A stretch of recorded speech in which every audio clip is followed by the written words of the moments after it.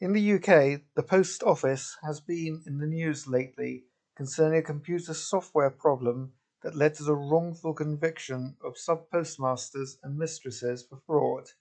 Therefore, it is worth talking about the Post Office in this, my first video on urban archaeology. The Post Office, as the General Post Office, was established in 1660 at the time King Charles II ascended the throne. 1 year later, the postage date stamp was first used. Its jurisdiction was originally just England and Wales.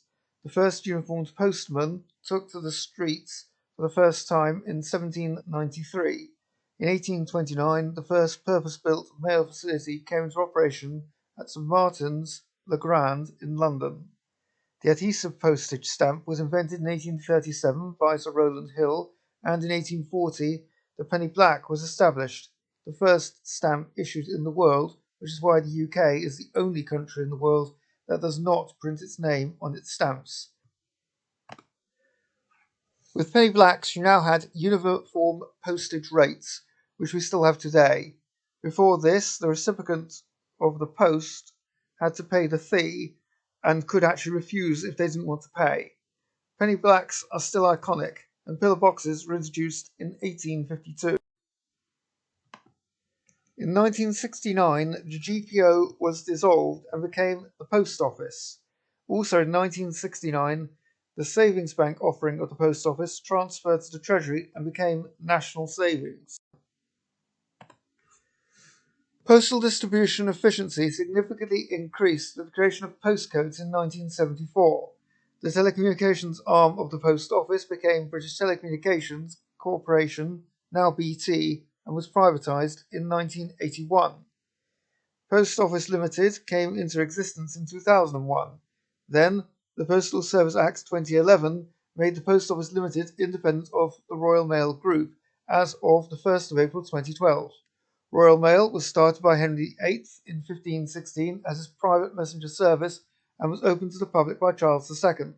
Amongst the changes were extended opening hours and reduction of the network of Crown Post Offices, which moved into shops. Sub-post offices always were combined with retail operations, and sub-postmasters and mistresses have always been franchises.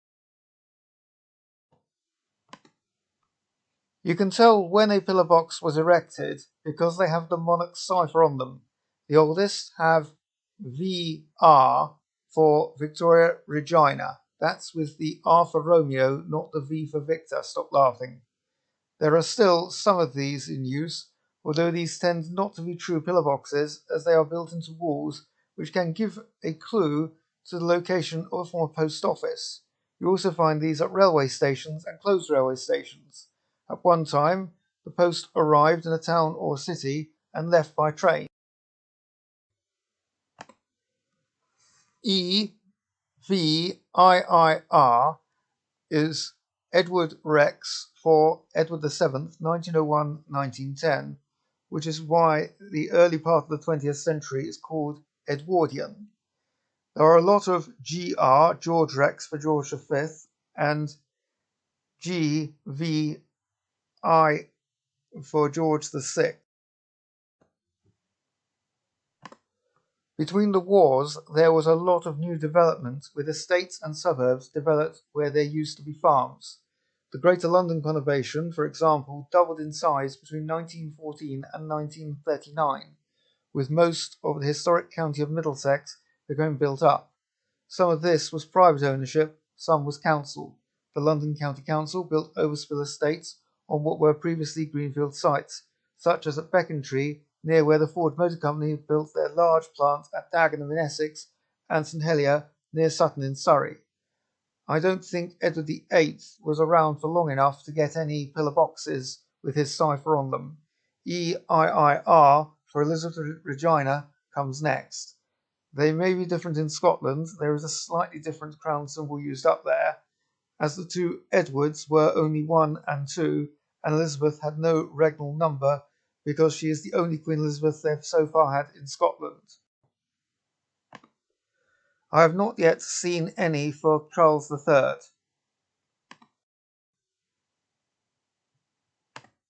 Because the telephones used to be part of the post office, you often get pillar boxes and phone boxes close together, including often outside post offices, which would once have housed the telephone exchange and telegraph offices.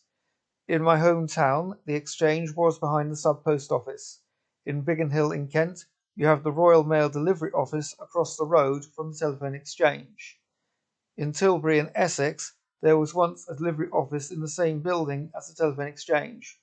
When they were separated, the post office moved out and deliveries now come from Grays. We have iconic red telephone boxes, which these days are sometimes used for defibrillators. These phone boxes were designed by Giles Gilbert Scott of Liverpool Cathedral and Battersea Power Station fame in the 1920s. In the 1980s, a lot of these were removed and replaced by phone boxes like you see in the rest of the world. The result was that several of them became listed buildings. See my video on heritage protections. Some historic areas of towns are conservation areas where the telephone boxes are also protected. Telephone boxes of this type are usually painted in a shade of red, the same as pillar boxes. In the UK, it is actually known as post office red. You also still have manhole covers that say post office telephones on them as you walk along streets in the United Kingdom. So with the post office in the news in the UK, that is the UK post office from an archaeological perspective. I intend to do other videos on urban archaeology in the future.